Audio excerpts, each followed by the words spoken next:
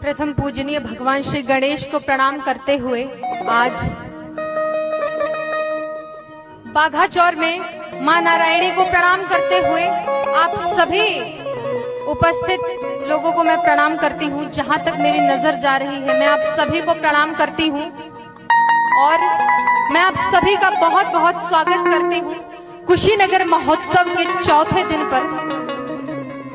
जब कोई महोत्सव शुरू होता है और फिर वो खत्म होता है तो ठीक उसके अगले दिन से अगले वर्ष के महोत्सव की तैयारी शुरू हो जाती है।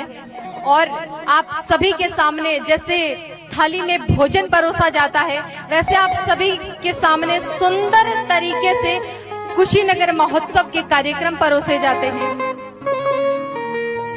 इसका पूरा जो श्रेय जाता है वो कुशीनगर महोत्सव समिति के अध्यक्ष आदरणीय श्री विनय राय जी को जाता है। मैं उनको बहुत बहुत प्रणाम करती हूँ। हम सभी भारत देश में रहते हैं और हमारा देश विश्व का एकमात्र ऐसा देश है जहां पर 3 नदियां आपस में आकर के मिलती हैं और आप सभी को वो संगम इलाहाबाद में प्रयागराज में देखने को मिलता है। मतलब जब इस धरती को बनाया गया तो ये पहले ही निर्धारित कर दिया गया था कि ये मिलन की धरती है, ये मोहब्बत की सरजमी है। और इसका एक उदाहरण आज आप सभी के बीच में ये कुशीनगर महोत्सव है जो पूर्वांचल के सभी धरोहरों को एकता के सूत्र में बांध करके आप सभी के बीच में प्रस्तुत कर रहा है। मेरी नजर जा रही है यहाँ पे उपस्थित सुरक्षा कर्मियों पर जो अपने फोन में लगे हुए हैं।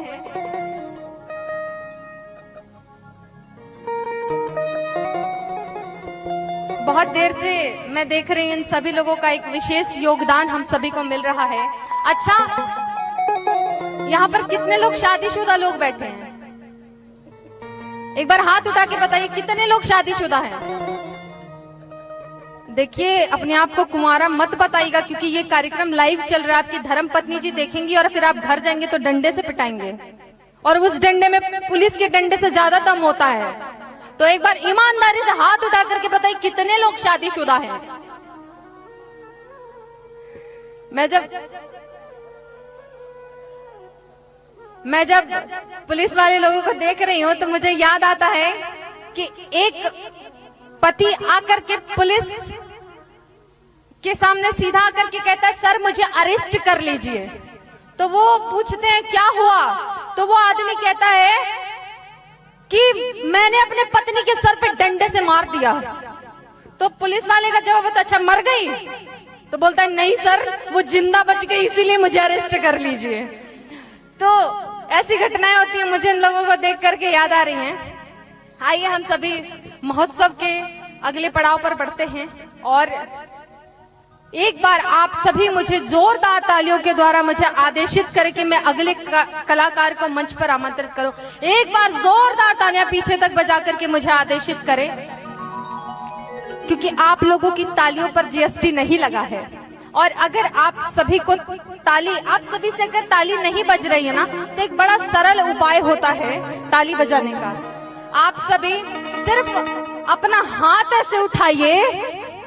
एक बार आप सभी अपना हाथ ऐसे उठाइए, ऐसे ऐसे बगल में, और इसमें उस बिचौलियों को देखिए, उस अगुआ को देखिए जिसने आपकी शादी करवाई थी।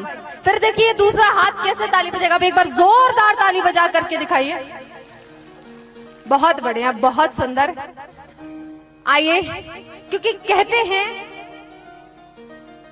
कि न फूलों में आती है न डाली में आती है, न कलियों में आती है न फूलों में आती है न डाली में आती है, जो खुशबू माँ की सजी थाली में आती है। और सुनाई देता है हमें वो आवाज कुशीनगर के मंदिर के घंटों में, जो आवाज आपकी ताली में आती है। तो एक बार जोरदार तालियों से आप सभी हमारे अगले कलाकार गोलू विश्वास जी का मंच पर स्वागत करें। मैं सीधे सीधे गोलू विश्वास जी को मंच पर आमंत्रित करती हूँ कि वो अपनी प्रस्तुति आप सभी के बीच में रखें।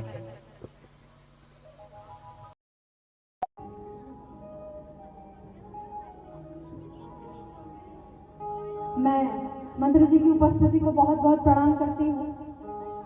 कहते हैं कि कुछ लोग हैं जो वक्त के सांचे में ढल गए, कुछ लोग हैं जो वक्त के सांचे में ढल गए, और कुछ लोग हैं जो वक्त का ढांचा बदल गए। तो वक्त का ढांचा बदलने वाले लोगों में से हैं हमारे माननीय मंत्री जी। और यह अतिशयोक्ति नहीं होगी अगर मैं कहूं कि यहाँ का साधारण व्यक्ति भी इनके बगल में बैठ करके अपनी समस्या का समाधान करवा सकता है। इतने सहज व्यक्तित्व के धनी हमारे मंत्री जी। तो मैं बहुत बहुत प्रणाम करती हूँ मंत्री जी को भी। और हम भारत देश में रहते हैं, हमारे देश में विभिन्न प्रकार की प्रतिभाएं हैं। जब बच्चे क्रिकेट के बॉल को हाथ लगाते हैं तो वो सचिन तेंदुलकर, विराट कोहली और महेंद्र सिंह धोनी बनकर के आते हैं। जब कुश्ती के मैदान में बेटियां उतरती हैं तो वो गीता और बबीता फोगाट बनकर के आती हैं। जब साइंस की चीजों को हाथ लगाते हैं तो डॉक्टर एपीजे अब्दुल कलाम बनकर के आते हैं। और सबसे बड़ा उदाहरण आज आप सभी के बीच में, जब अभिनय के क्षेत्र में अपना हाथ बढ़ाते हैं तो वो रिंकू घोष बनकर के आते हैं। एक बार जोरदार तालियां बजा करके आप सभी भोजपुरी फिल्म इंडस्ट्री के ड्रीम गर्ल कही जाने वाले रिंकू घोष जी का स्वागत करें। आज कुशीनगर महोत्सव समिति के द्वारा एक बहुत ही जिम्मेदारी भरा कार्य होना है। आज यहाँ पर रिंकू घोष जी का भोजपुरी रत्न से सम्मानित किया जाना है रिंकू जी को। और मैं मैम को बड़े अदब के साथ मंच पर आमंत्रित करती हूँ कि मैम आए। और साथ ही मैं माननीय मंत्री जी को भी मंच पर आमंत्रित करती हूँ कि वो अपने हाथों से ये सम्मान मैम को देकर के उनका सम्मान बढ़ाएं। तो मैं मैम और मंत्री जी दोनों लोगों को बड़े अदब के साथ मंच पर आमंत्रित करती हूँ।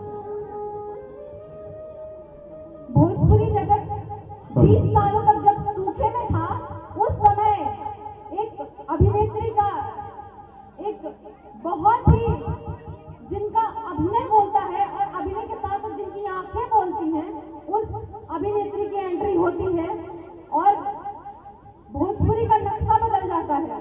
आप सभी के सांसद आदरणीय रवि किशन जी का की जो पहली फिल्म थी वो भी मैम के साथ ही हुई थी।